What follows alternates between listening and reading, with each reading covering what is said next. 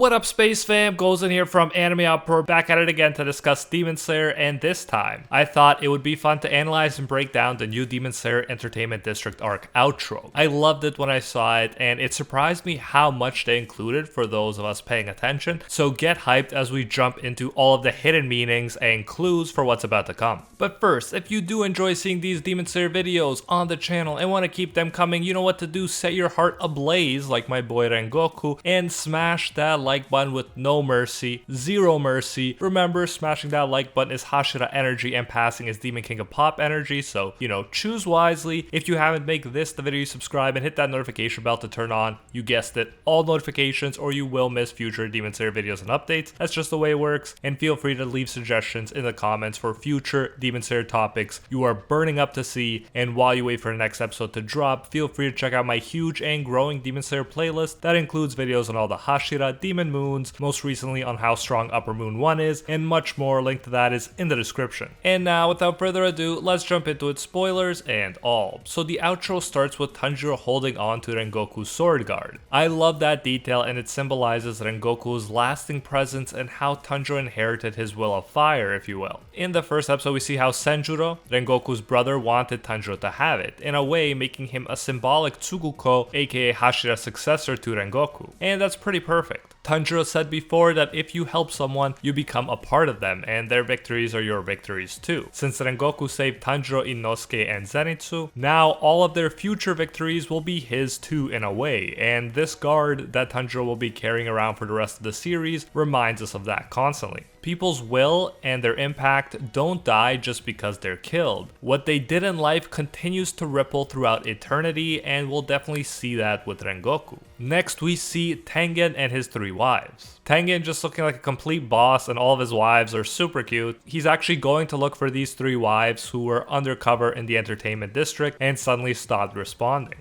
In fact, one might argue he was so rude in the beginning of the arc because maybe he's so worried about his wives. And yes, you can imagine how upset and jealous Zenitsu is when he hears that this dude, who he views as a kidnapping weirdo, has not 1, but 3 ninja wives. We then see shots of all of our main characters for this arc, including Inosuke, Zenitsu, Tanjiro, Nezuko, and of course, the Sound Hashira Tengen. Not big spoilers here, but beautiful fireworks that help capture the exciting world of the entertainment district, which is in stark contrast to the more natural settings we are usually used to seeing in this series. We also see Tanjiro and Tengen looking at each other and then carrying off in the same direction. This detail hints at how these two will work together down the line in this arc and beat the main bad guy. We'll get into who that is when he shows up in a bit, because he does show up in this outro, but yeah, these are the 2 big stars, but Zenitsu, Inosuke, and Nezuko will all play big supporting roles as well in this arc, and especially Nezuko will get some really cool moments, and we'll get to that in a bit as well. It's funny seeing the 3 demon slaying amigos reacting to the busy district in their own unique ways. Tanjiro, a country bumpkin as Zenitsu called him, is feeling culture shock and looking around surprised. Zenitsu is blushing, clearly excited by the fact that he's in an entertainment district because,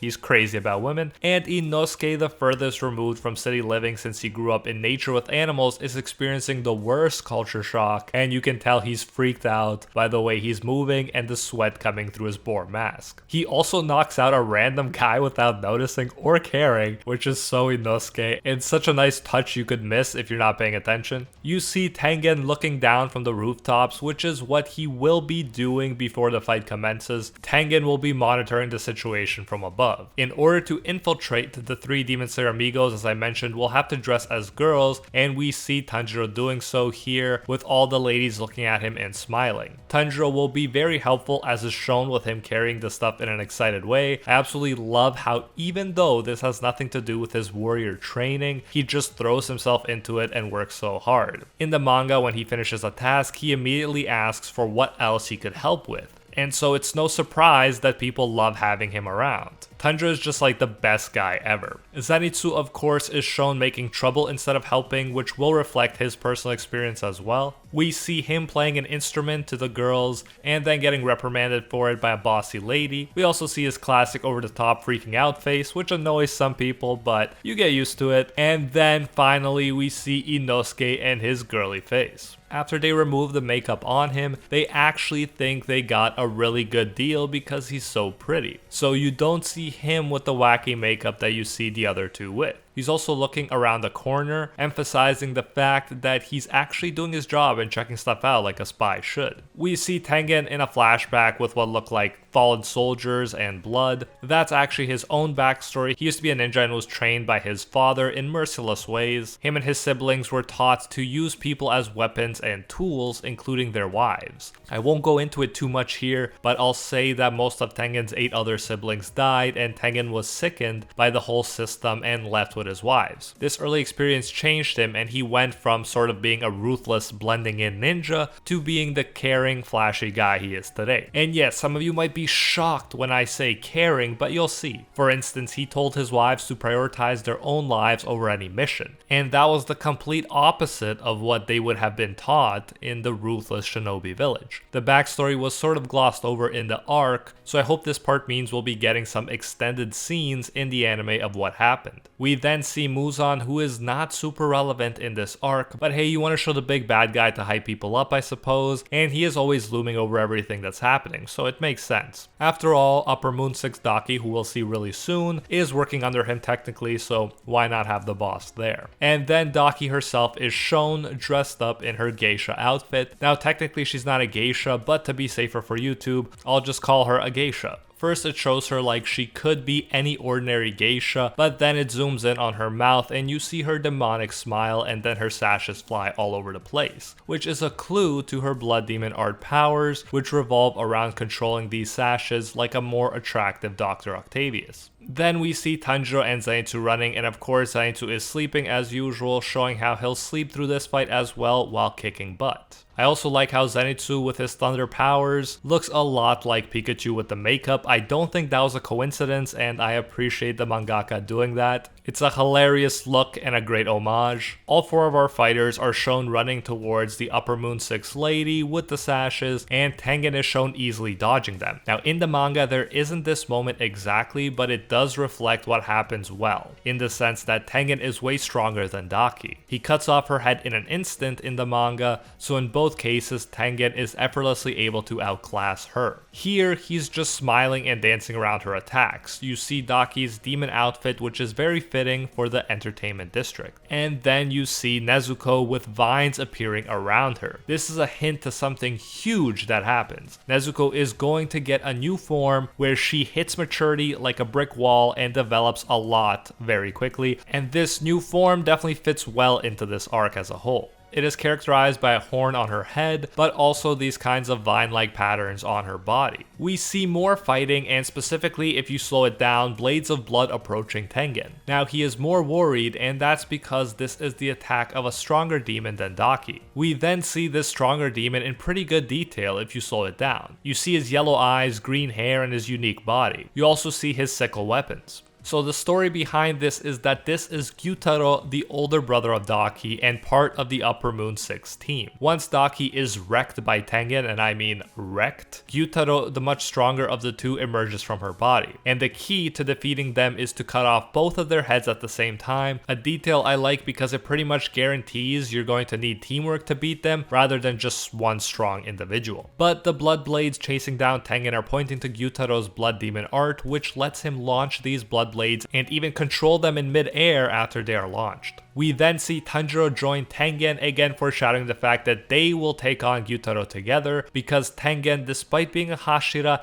is not strong enough to do it alone, even if this is the weakest Upper Moon. We see an explosion in the distance, which is perhaps a hint to Tengen's breath style, where he usually causes explosions by cutting tiny bombs with his blades. It's a very unique style, not to mention flashy style, among the Hashira, and I really like its uniqueness. And that's pretty much it for the the notable spoilers, at the end you do see Tanjiro using sun breathing, aka the dance of the fire god, but I think everyone knew he'd use it again, and obviously it will be a key factor in this upcoming fight. But yeah, hope you enjoyed this video. I don't usually make these kinds of videos analyzing an opening or outro, but this one was so great and they added in so many huge things and spoilers that I couldn't resist talking about it in greater detail. What do you think of it? Did you like it? Do you think they added too much of what's gonna happen? Anyways, if you do enjoy seeing these Demon Slayer videos on the channel and want to keep them coming, then you know what to do. Set your heart ablaze and smash that like button with no mercy. Remember, smashing that like button is Hashira energy and passing is Demon King of Pop energy, so choose wisely.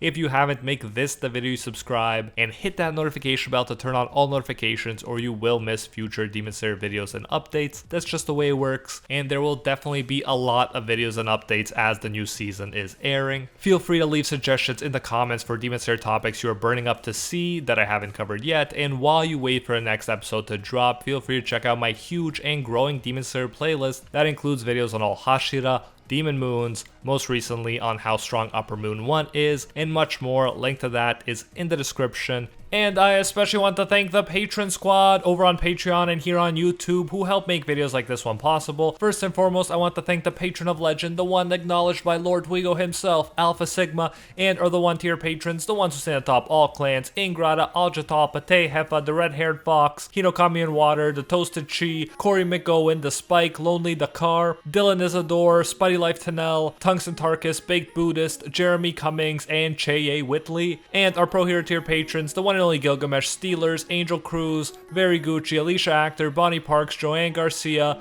Fat Boy Games, Kaido Might Be a Duck, Jessica Rabbit, Jeremy Phillips, Ali, Vaitnia, and Temple. Thank you all so much. If you do enjoy our work, you can support more of it by going over to patreon.com/AnimeUproar and becoming a patron today for as little as $1. If you do so, you get your name featured in future videos alongside these amazing people right here, and you'll even get access to our private patron-only Discord where we talk about anime life and of course dank memes. So check out patreon.com/AnimeUproar, link in the description if you're interested. You can also join the YouTube channel by clicking that blue join button next to the subscribe button that you've hopefully already destroyed. So yeah, you can support more content that way if you prefer. Whichever way you choose to support us, you can get the same great benefits. Thanks again, and until next time, see ya, Space Cowboys.